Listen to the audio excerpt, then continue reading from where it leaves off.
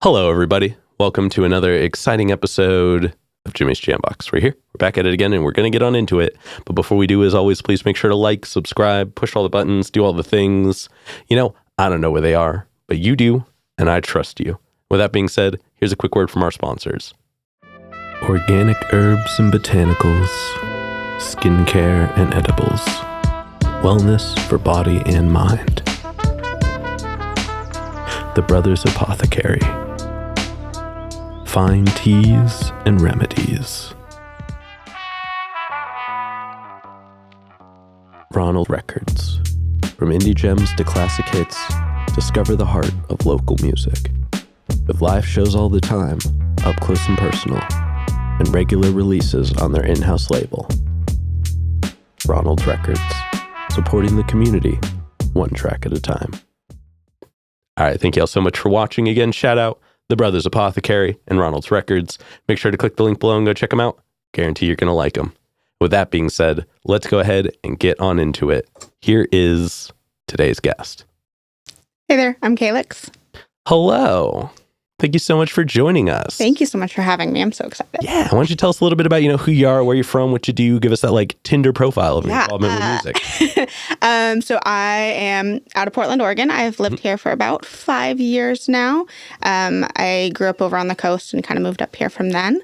Okay. I'm a vocalist first and foremost, and I do, I guess, synth poppy ballady kind of music, and I just recently started this project about a year ago. Just kind of started dabbling in making music. I've done music since I was very, very young. Okay. I was first on stage when I was like 5 or 6, and so I'm very excited to kind of be starting this new journey in music. Yeah. And I guess when you were on stage when you were younger, what got you started in that? Yeah, so I started doing musical theater when I was like 5. Okay. And then I did some semi-professional stuff all the way for like, it's almost been like 15 years, and I don't like saying that. I was on stage and did all sorts of different stuff. I did songwriting. I did ghostwriting for different groups and companies and things like that. Did all sorts of singing competitions, just any kind of excuse for me to sing in front of people was my jam. Yeah. And do you play any instruments? I do. I play the piano. Kind of. Well enough where like I can accompany myself, but I definitely am not going to sit here and be like, I'm a pianist, because I've met those and they're fantastic. No. I mean, I think when you're a main vocalist, it's good to have a piano. It's a little more full range anyways. But I can understand that for sure. My dad tried to get me to play piano when I was very young, and I did not do a very good job at it. Yeah, no, my mom tried to put me in piano lessons at first, and I drug my heels, and then I am self-taught. And then regretted dragging those heels every second afterwards. Like, this would have been so much easier if I just listened when I was 7. Oh, believe me, I'm same boat. I'm like, it's all right there. Yeah. But I fully understand. You just gotta get the hands to do that, whatever. Yeah. And then was like anybody else in your household musical growing up, or are you like the first generation? No, my mom grew up in a very musical household, and so she played. We didn't have any instruments really until I got older, but there was always music on in the house. Both my parents are very, very much into music, and like my mom's side of the family, like my uncle plays all sorts of instruments, and my aunt does, and so it's just always been around, and people singing and playing instruments is just always been there. Okay. Well, it sounds like you were probably supported pretty early if you got into it at 5 as well. Yeah. It was one of those things where I went to I think it was like a Dracula show. As weird as that sounds, like a Dracula musical. My mom took me to our little local performing arts theater, and I thought it was the coolest thing. And I was in like kindergarten or first grade, and there was this little flyer up on the bulletin board by the cafeteria. And I remember she was picking me up from school, and she's like, "Do you want to try this thing?" And I was like, "I think it could be cool." It's just always been my attitude with everything. I'm like, "Okay, I'll try this thing. This could be cool." And turns out, absolutely fell in love with it, just beyond words, and kept going. Oh, that's awesome. Yeah. And it's cool that like she kind of gave you the option, but she wasn't like, well, you're going to do this first. And like, no. And every time that like I would do anything growing up, it would always be like, "Hey, do you want to do this?"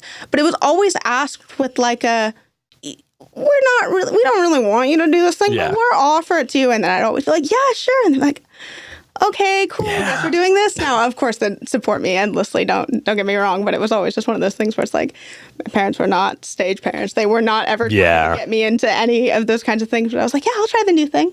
Well, then, like, now being an adult, I understand that some of those things were much more expensive for kids to do than I like Legos. Legos are so much more expensive than I thought they were. Yeah. And now I feel like a jerk for having asked for so many of them. But you got to play with Legos growing up. Yeah, so, exactly. Like, same thing. I think it's one of those things where it's like parents are like, "Man, I hope they're going to like stick with this because it is an investment on our end."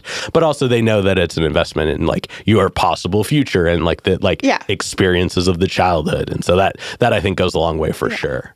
Now we have a couple foundation questions we check in with everybody on. And this first one, it's one we ask early, it's one we ask often, and it's definitely a crowd favorite. What was the first album you ever bought with your own money? I was very, very fortunate. My parents listened to a ton of music, and so a variety of different things too. Like my mom was a fan of anything from, it was like early 2000s in like rural Oregon, so there's like a lot of country. Yeah. But also like but also she was a juggalo. And, just kidding. And like Boyz II Men and all sorts of different things like that. And I think by the time that I was like actually buying my own albums, it was fairly well into downloads. God, what? I think it would have been like when I was in middle school, and it would have been Panic at the Disco is a Fever You Can't Sweat Out. Okay. I think that was the very first one I actually like bought myself on my little iPod. That is definitely one of my guilty pleasure albums in my stack of records over there. It exists in there. I love it. Sure. Yeah. That is, I mean, don't get me wrong. The design of their setting at the time was very odd. And I mean, ironically, their following album was pretty odd. But that, if anybody takes the time to actually listen to the instrumentation on that album, incredible. It is next level. Like I constantly thank God for Esteban is one of my favorite songs. Like if you check it out, if you only listen to the left side or the right side, one guitar only doing downstrokes and one guitar only doing upstrokes. Yeah, it is so cool. The just how intricate and how many different instruments you hear throughout, and just the way that it progresses into like the more synthetic. Anyways, I go on and on because it was like the first thing that I heard in my little theater kid with like the whole aesthetic or whatever. I was like, oh, this is kind of cool, and they're like utilizing these things in like a not weird stage way, and like an actual like popular music kind of way. And so that was kind of my first introduction into more genres. Like there are like more bands that do that kind of thing. Yeah, and that was definitely their bread and butter up for the beginning parts. Like I said, when they moved over to Pretty Odd, they dropped a lot of that and kind of got a little more like almost like bluegrassy. Yeah. But that was when I got to see them live for the first time. Oh, cool. Oh my God. They can all sing, they can all play. They're just super, super talented human beings. Like now I have thoughts on their music now. It's a little bit different, but like very much so. During that era, like that is an album I come back to at least once a month. Yeah. Like it. Yeah. I, at the time I was not really into Pretty Odd. Like it had been released by that point. Oh no, I meant Fever Can't Sweat Out. Yeah. Like that is an album I come back to at least once a month. Yeah. Very much so.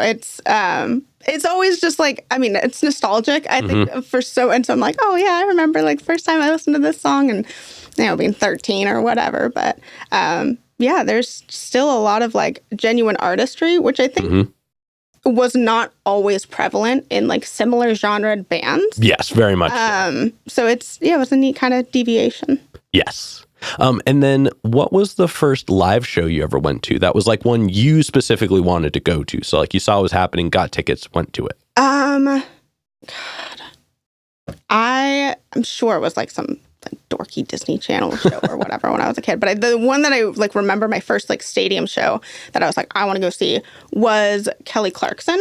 Okay. And I don't remember who her opener was, but I remember I really liked them too. But yeah, it was Kelly Clarkson at the Moda Center. Oh man. Yeah. I'm sure that was a crazy show. It was really cool. For being just so I had never seen like just a solo performer until that point. Everyone, like even smaller shows or whatever, was always like bands or like duos and like or big ensembles, like if I'd go see like symphonies or jazz bands and stuff like that. But that was the first time I'd ever seen like a solo performer and such a massive scale and a massive stage, and just being able to be like, yeah, no, this is not too big for me. This is not, I'm not out of place here. It was really cool. Oh, that's awesome. And then before we get into more of what you do with music now, do you have a defining moment where you decided you wanted to take music more seriously? I mean, you've kind of been doing it for so long. Yeah, now. it was one of those things where I remember like my senior year of high school, everybody was kind of figuring out, I'm going to go to this college, I'm going to do this thing.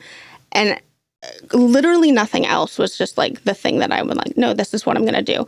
There was no other answer in my brain. It was just, well, obviously it's music. Yeah. That's going to be the thing. Life, as it so often has a bad habit of doing, happened and didn't necessarily wind up going the way that I did. And for many years, I just didn't do anything with music. I didn't do anything live. I took a very long break. I still had my piano and I'd play and, kind of do my thing at home, but not to anybody. And I was like, this is fine. Like, this is not uncomfortable. Like, I'm fine doing this. As I lie to myself. But I'd go to concerts and I would get like jealous of people who are on stage, just being like, God, I miss that. I miss doing that kind of thing. I miss doing music. And a couple years ago, I was just like, you know what? I'm done. I'm going to sell my piano. I'm going to pretend like I don't know how to sing, and I'm just going to block it all out like I never did any of this kind of thing. And my wonderful husband was just like, okay, you can do that. But first, you got to actually give it a try. And he is a wonderfully skilled producer and audio engineer. And so he's like, so we're going to record a song for you. And you can make the decision after that. If you're still just like, hey, I don't ever want to do this again, by all means. But if you like it, then do it and make yourself happy. And so then it's kind of how I've started this journey. Okay. Yeah. Well, I appreciate him for being supportive. That's really cool. Yeah. But yeah. No, I it always bums me out when I hear like those moments for people in music where they're just like, I'm going to get rid of everything completely. Yeah. Like even I've scaled down my music creation quite a bit just because of the show. Yeah. But I couldn't bring myself to get rid of everything. Like, I still have a synth sitting there. I still have my talk box. I still have my bass. I still have a guitar. Yeah. But like, I think those moments happen for a lot of people. Yeah. But to have that support is a really powerful thing for sure. It was 100% because it was always something that I'd say in frustration where it's just like, I'm done. I'm going to get rid of it. But it was just such like an impactful moment where I was just like, why am I doing this? Why am I sitting here in the corner of my dining room just like, it doesn't hit the same way. Like it's not, if I'm just writing these little songs on piano and nothing ever comes of it, I don't ever have anything that's tangible out of it, regardless of whether I play again or just like do songs in the studio or whatever it is, there's nothing tangible about it. Yeah. And it was really frustrating. And so being able to kind of go in and be like, no, we're going to record and we're going to build these up and we're going to do all the synth lines and we're going to do the bass lines and the drums and everything and actually create a thing for you to have. Yeah. It became satiating enough to be like, okay, I was right the first time. This is the path. That's awesome. And it sounds like you're more like, your like origin kind of exists more on stage even. So like, I feel like performance is probably a big part for you. So I haven't actually done any live performances yet with this. It was my whole foundation and background and everything, and would absolutely love to. But it's been really neat kind of doing the opposite end of things, where I had done recording for different projects that I had done, like cast recordings and stuff. So we were with a big ensemble. Yeah. This is the first time that I had ever done anything solo. And being in that kind of environment where it's a little bit more in the driver's seat where I'm like, no, I have much more control. And not being an instrumentalist and just kind of being able to kind of play basic chords on piano, anything that I would write, I would be like, I hear all these things in my head of how awesome it could be, but I can't execute them. And so being able to then craft and build that has been super, super cool. Oh, that's awesome. Yeah. Well, now let's go ahead and let's talk about more of you in the present day. Okay. And we're going to get a super easy one out of the way. How'd you pick the name? So I love my name because my mother loves my name.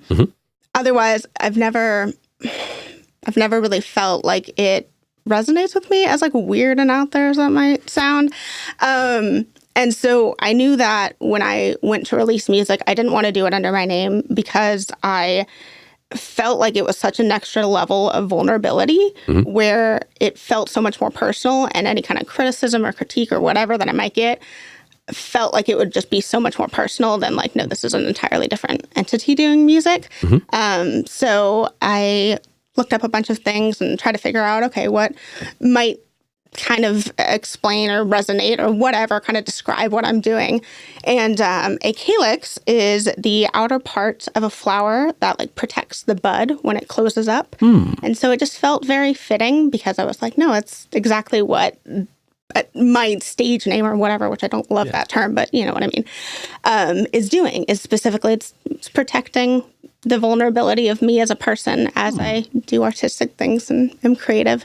And I also found out that it is in reference to a part of the brainstem called the calyx of held, which is the part of your brainstem that makes you move when you hear a different sound in the frequency range of most modern pop music. Oh, that's fun. Yeah, it was super cool. Wow.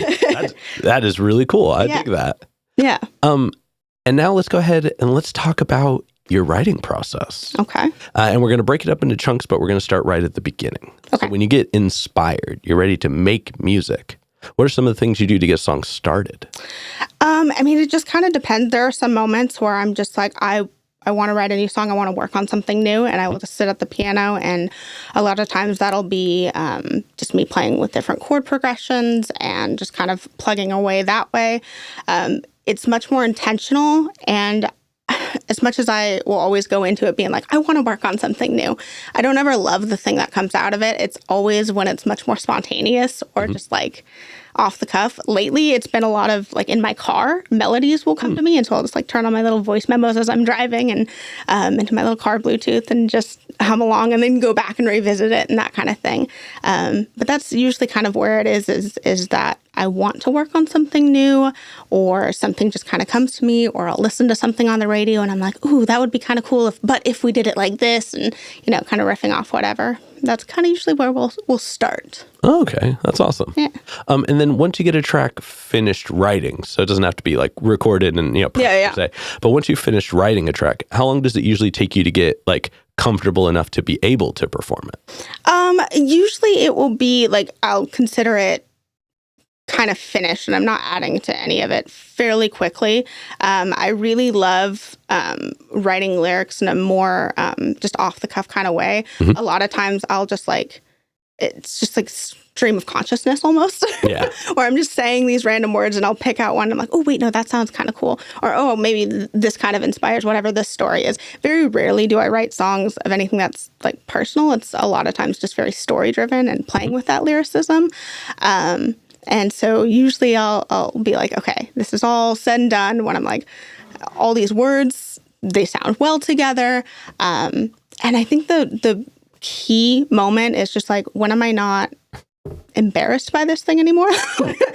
There's like that moment of just like self-awareness where you're just like, okay, is this lame? No? Okay. I'm like not embarrassed to share this in front of other people. Like someone else can hear me. Okay. We'll go with it. I got you. Yeah.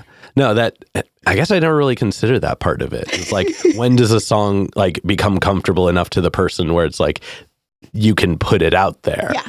But yeah, no, that's a big part of it.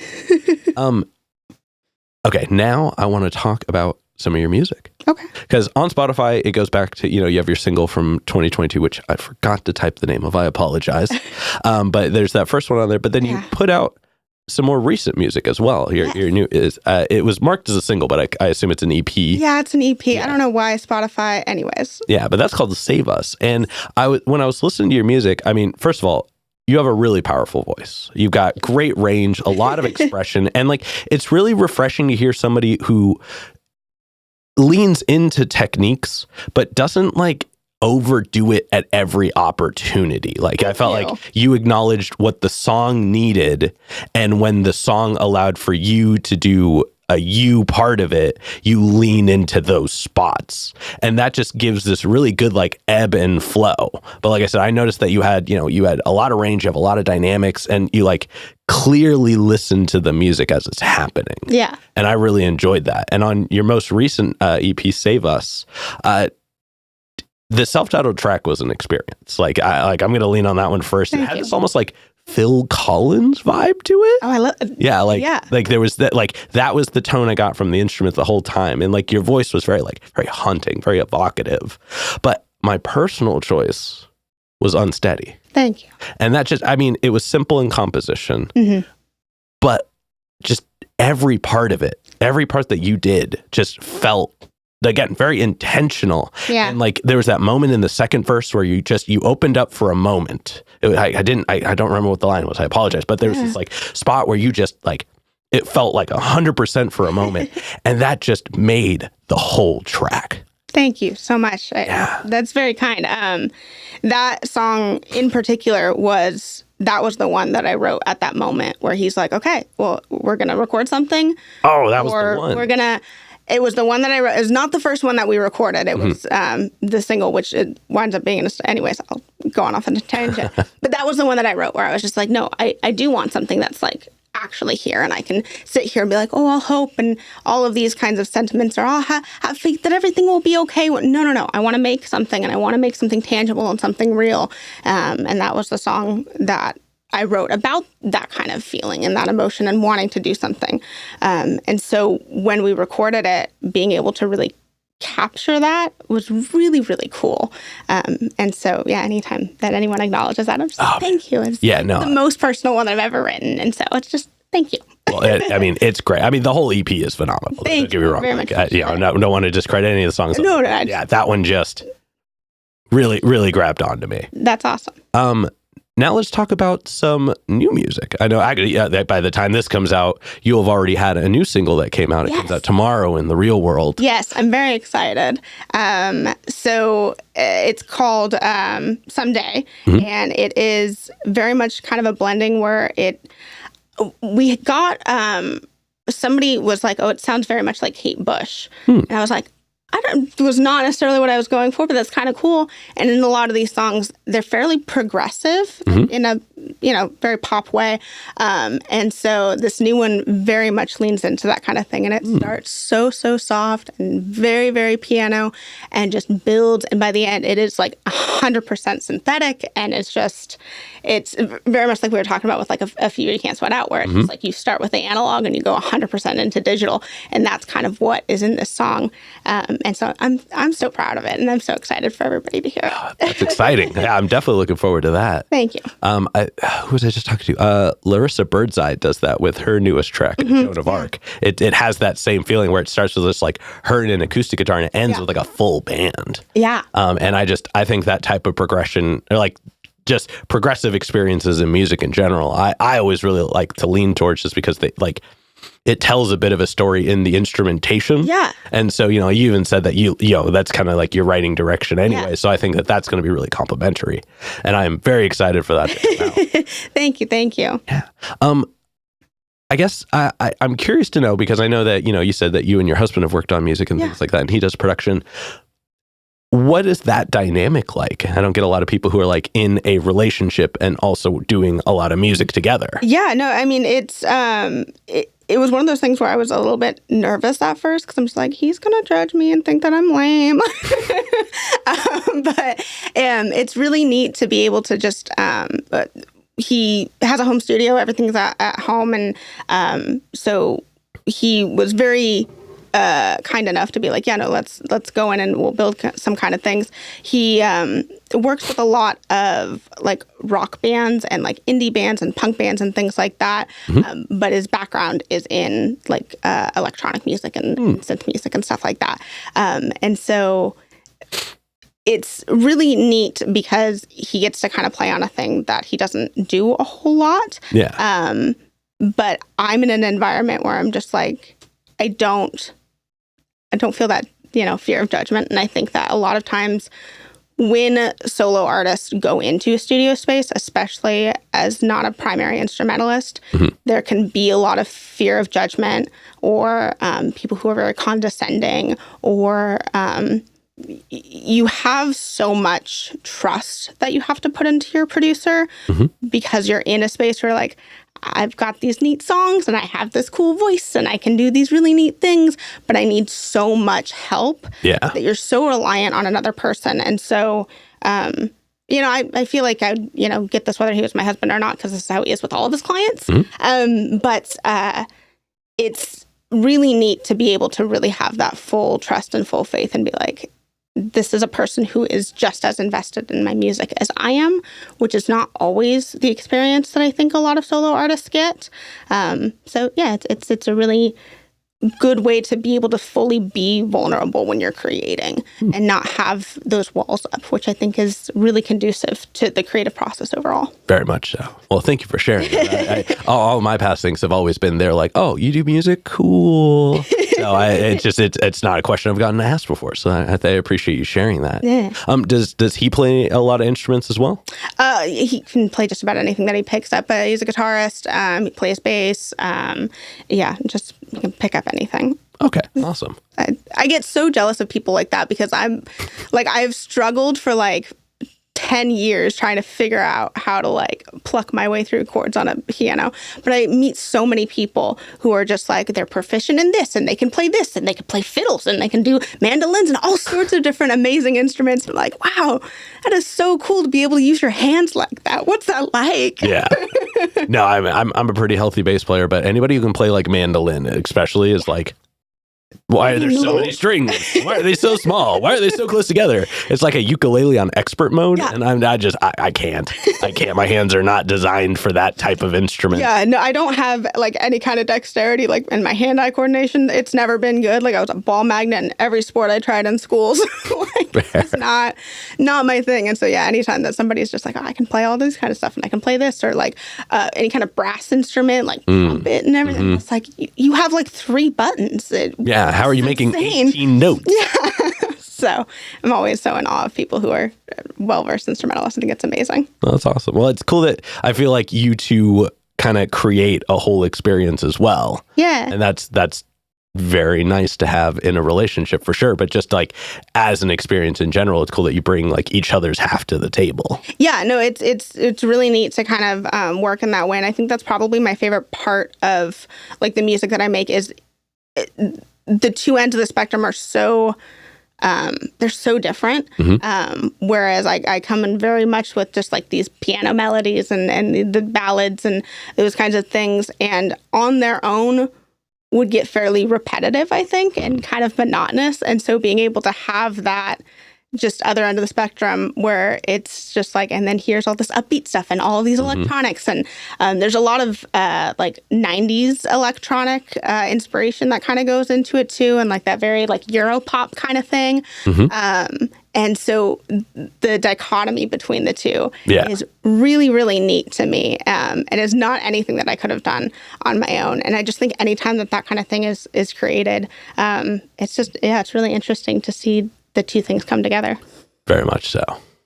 And that's actually kind of where music is, I think, moving. Like we've seen it, like, especially, now, like we're getting to the point where like any sound can kind of blend with any sound and it's accepted. Yeah. Like back in the day, everything was like, this is the genre you are in. Yes. And if you do any kind of other sound, you're going to be rejected from that genre. Yeah. And so it's interesting, especially with like the accessibility of just music being able to be created in a personal space. Yeah. That I think just goes a long way. Yeah. But I'm curious to know, like, let's take a step back and let's zoom out for a second. Okay. What are some of the things about modern music that you're enjoying right now? I think, you definitely touched on it with the accessibility aspect. It has allowed for so many different creatives to kind of get their feet wet and kind of start to, head on that journey. I've loved how many smaller artists are having the ability to make music that can be heard by other people and like wider received. I really, really love how diverse and eclectic that kind of becomes. And I've very much always been a person where it's like I will love a particular artist or a particular band or whatever, but I'm so into like songs individually. And so like my library on my phone is just like 1,001 different artists, like just one or two songs from each of them. Yeah. Just because I love that variety and how eclectic that is. And I think that as much as I love the concept of albums and bodies of work and how awesome that is, I think that it is really neat to see how many different people are in the space and how many different kinds of music there are. And then, just not having the genre bounds or whatever. And you make this thing and it has like 10 different like explanations on it or different terms for genre or whatever. I don't know. I think that's really cool to have so much different stuff going on. No, very much so. Yeah. And part of me, a teeny tiny part of me appreciates it because eventually we're going to have to stop calling things by genres and just start describing them by like vibe or sound. Yeah. I'm here for that because I can never name a genre correctly. Well, yeah. And then, I mean, just trying to define genres of like music that you're working on. I feel like I feel so self-indulgent when I'm trying to like classify my music in a genre where it's just like, I can give you like the overarching, like it's pop, but like if you want me to get like the next level, I don't know, because then you start like comparing to other things and you're like, I don't want to like say that I'm compared to whatever and seem, it's just a whole. When I was in my last band, Smooth Talk, I just picked the genres that we all like originated in. So like my keyboard player was like based in electronic music pretty fully. My guitar player was like classic rock through and through. And I did a lot of like funk. Yeah. And we were an electronic funk rock group. Love that. Just boom. It's not actually the music that we made. But it was the music we each make. That's, it was go about it. It was the only way I could put something together. And every time everybody like, that's really interesting sounding because those things never go together. Yeah, you would never think. I know, but we make the music. So it went together. Yeah, we figured out a way to put it together. And I think that's the coolest way is when you have these people from all sorts of different backgrounds come in. Yes, it's some of the most interesting bands, especially that I've heard out here, that like local bands. Or exactly that, where there's like, this guy is like, he only does hard rock and he's gotten together with someone who only does like soul music, and this guy over here like did jazz, and so now it's just this whole fusion thing, and they've got the coolest sounds 100% of the time. Yeah, because they're going to bring like approaches to the table. They're going to be like, hey, I hear that progression, but what if it was a waltz instead? And you're like, I never thought of that. So yeah, no, that I could dig that for sure. Yeah, I love that. And now we got one last question to go in this middle portion. Okay. But it's probably the densest question in the interview. Okay. We've talked a lot about, your experiences with music, the actions, the reactions, things like that. But when it's just you and the music one-on-one, what does music give back to you? I made the comment before I kind of started doing this again. And it was, I don't feel like I'm a person. And that is the best way that I can kind of describe it, is when I'm not playing, when I'm not doing music, when I'm not creating or making it or just towards that kind of a goal, I don't feel whole. I feel like there's like something missing. And it just, I feel the most myself.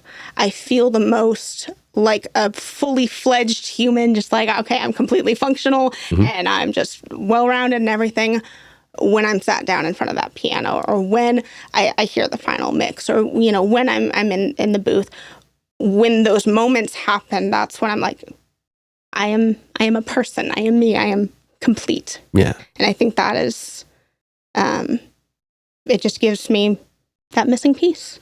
Sounds like it gives you like your strongest sense of purpose. Yeah, 100%. And that's really powerful. I don't think I've ever heard anybody quite put it that way. But that actually that makes a lot of sense. That is, especially for people who like one of the answers I've gotten before is always like, oh, it's how I like expressed myself because I couldn't do it with regular words. Yeah, and that always kind of resonated with me because I mean, when I'm not here, I'm just like, oh, hey, I don't know what to tell you how I'm feeling. Yeah. But like music does kind of do that, and it's. I just really liked the way. Yeah. I'm sorry that you don't feel like 100% of a person. No, I just. But like, it makes sense. It's just that missing piece where it's just like if I'm not doing the thing, then there's that thing that's just it's not there. Yeah. But once you do, and once you got, then okay, I'm good. I'm level. I'm cool. Oh, yeah. I'm full. I've got that thing. Yeah. No, I love that. Now let's go ahead and let's jump into some hypothetical questions. Okay. And for these. Sky's the limits. The questions are all made up, so the answers are allowed to be as well. Okay. But this first one's pretty straightforward. If you could work with any one person, the only requirement is they have to be alive. Okay. Who would you want to work with, and how would you want to work with them? I would have to say that I would absolutely love to work with David Foster. He is a pop producer with a very strong theater background, and I think more than anything, it would be like the ego boost. He's worked with all of the legendary female vocalists, the Barbara, Celine, Whitney. Mm-hmm. And I feel like if there came a point where like I am able to make a song with this legend, nobody could tell me anything. Like I would be like, you can't touch me. I did the thing. But I mean, above and beyond that, it's just everything that he has made, I think has just been so... It's a combination of just like very powerful and very impactful, incredibly timeless, and just kind of getting to pick at that brain as you work with and see, okay, what does he hear in me? Yeah. Where is he going to guide me in a song, or what is he going to hear in this? And it would be just so cool. So cool. Oh, yeah, that would be awesome for sure. I like that description of timeless too. Yeah. That's like one of the things I think of when I think of Celine Dion for sure. Like, and I mean, Whitney Houston as well, but like. Just anybody he's worked with. I mean, Michael Bublé even is just like, we're going to be listening to that Christmas album when we're like 80. Yeah. Oh, yeah. That is the quintessential Christmas experience for sure. Hell yeah. And then subsequently, who's a local artist that you're aware of that you haven't gotten to connect with yet, but you would like to? I have not gotten to connect with anybody. And it is definitely one of those things where I cannot wait until I am able to actually like get in a room with like another musician and create things. It's been like my biggest thing where I'm just like, I want to like do like collaborations and features and things like that, especially being like primarily studio based. It's been definitely one of the things where I'm like, I just want to work with anybody. But there's been a couple artists out here that I've just really loved what they've done. There is a pop artist out here named Andrew Walsh who has an album coming out in July, and I'm super excited. I heard a couple clips on Instagram and I'm like, oh my God, that's amazing. There's another male pop artist out here. His name is Michael J. White, and he sounds like Khalid. And I heard this song, it's the song with Billie Eilish and Khalid, Lovely, I think was the name of it. I was just like, God, that would be so cool to do. I'm like, and this guy's... So I've like not gotten up the nerve to like DM him yet, but I'm like, that would be so cool. And then, I mean, just all of there's so much amazing music out here. And every time that I'm just like, oh, wow, like they're the coolest ones that are out here, someone else will pop up on my feed on Instagram. I'm just like, wait, no, they do such cool stuff. And they make that kind of music too. It's been really neat to kind of explore and learn so much about all the different artists out here. Hell yeah. No, that's awesome. You know what, everybody? You know what to do. At them in the comments. Let's see if we can make that happen. But also, I think it's cool that you said that, you know, like the touching on just circling back a little bit, how you're like, I want to like feature on things and like do stuff with other people. I think your style and your tone of voice would be really complimentary to a lot of music in the area. Like you Thank you. Again, you clearly have a good range. You clearly have a good presence, and it doesn't feel like you would just go up and overshadow everybody in your attempt to work with them. So like, I could just tell by the way you structure your music that you would be a good collaborative artist. Yeah, and my background's an ensemble. Like I'm so used to working with like multiple different parts and like choruses and ensembles and like an orchestra and everything like that. And I think that as much as I love having something that is so revolved around my creative vision, I think that's definitely something that I'm missing, is just having those other parts where I'm just like, yeah, I'm just going to find where I fit in this thing that you're building. So I can't wait to start on that. Oh, yeah. You know, everybody has an added bit. Ask somebody in the comments that you think she should make some music with. Yes. Yeah. That'd be fun. And then for this next one, like I said before, sky's the limits, and it's pretty literal in this sense. But if you could perform anywhere in the world, and you wouldn't have to worry about crowd access or building stability or power, it was guaranteed the best lineup, guaranteed the best show, and it doesn't have to be a venue. It can be anywhere. Okay. Where would you want to perform?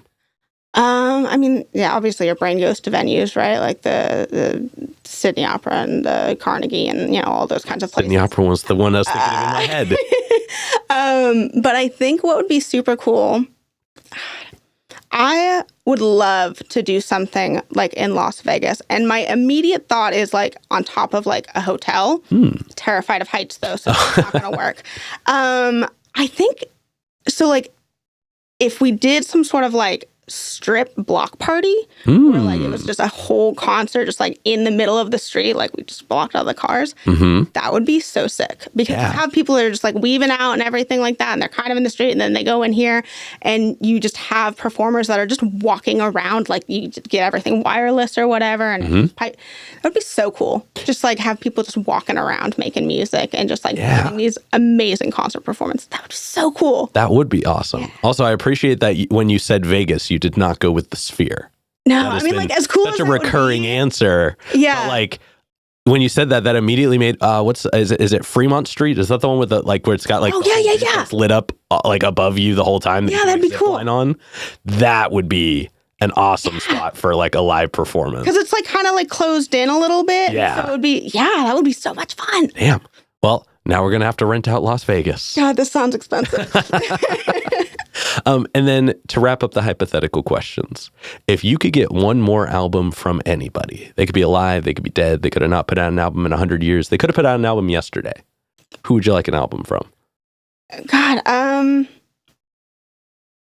need one more with Freddie. I need another Queen album. Mm-hmm. That's what I need in my life. Damn, that is not an answer I get enough. Yeah, again, as I kind of like went through and found out so many more that married that theatricality that I was so used to with like pop artists. Obviously, Queen is like the one that just is like, they did it the best. Yeah. Well, I mean, Bohemian Rhapsody is literally a household song. It's the most incredible like antithesis of someone's career that you can hope to aspire to. Well, that and anybody who says that you have to make like a less than 3-minute song. Everybody knows all of the words, all of the cadences, all of the extra bits. That's true. Yeah. And that is a composition. Knows that 7, 8, whatever, how long it is. Yeah, I can't tell you how many minutes it is, but I can tell you every single word in it. Exactly. When every change happens, 100%. Yes, I would love to have, and especially like in a modern soundscape, I think like what they would do with like now technology would be insane. Oh yeah. I would love that. Well, that and just like the scale of like people they'd be able to have, even like additional people on stage to perform with them. Or like the choirs and this orchestras and everything, whatever they're going to create in the studio. Oh my God, that would be so cool. And like, could you imagine like the stage itself? Like think Taylor Swift's current tour, but with Queen. Yeah. Oh, damn. Now I want that. All right. But with that being said, we're going to go ahead and start wrapping this up. What can we look forward to between now and the end of the year? So I have my first single off of my album coming out. Whenever whoever's watching this, it'll be out by then. The album we are hoping to have out by like fall. I want to say October, but like as soon as I say a month into the atmosphere, they're just like, no, you're going to be wrong. But I'm hoping like right around fall time.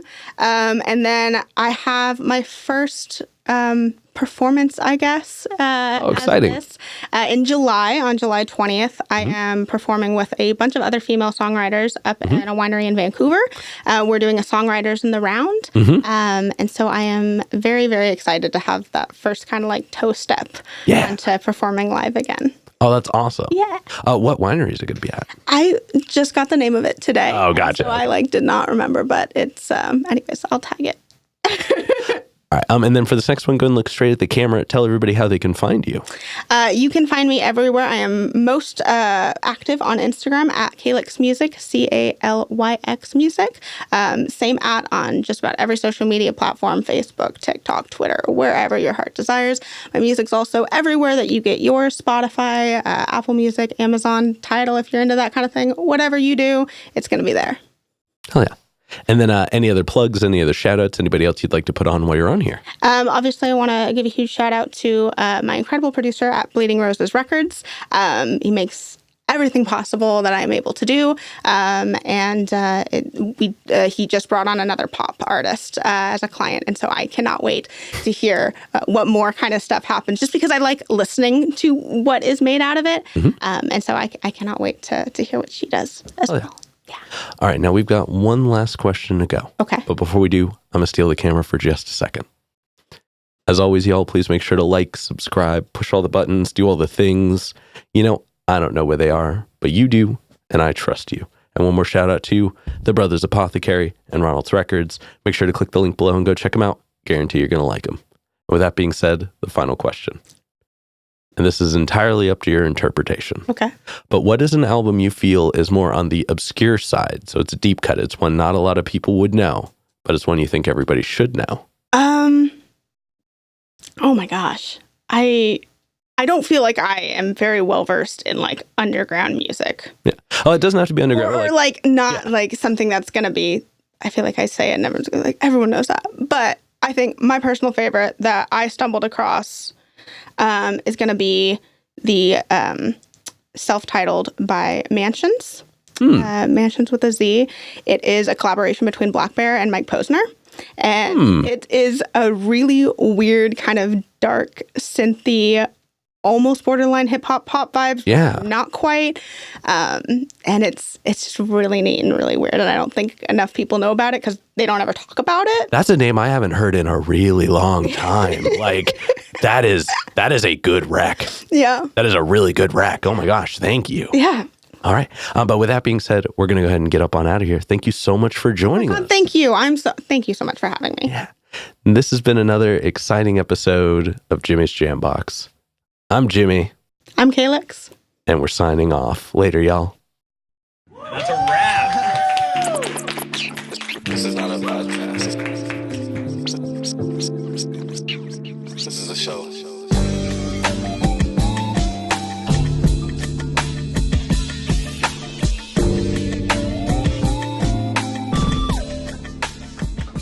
Keep jamming.